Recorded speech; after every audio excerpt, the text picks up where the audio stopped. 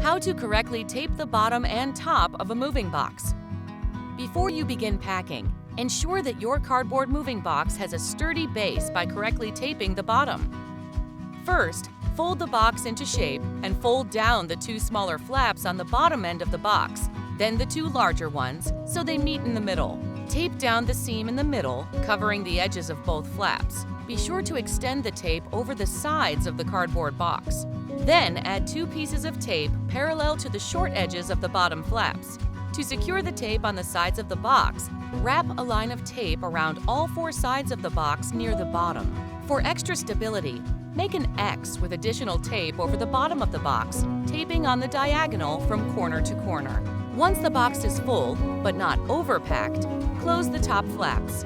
Tape down the seam in the middle where the flaps meet and extend the tape over the sides of the box.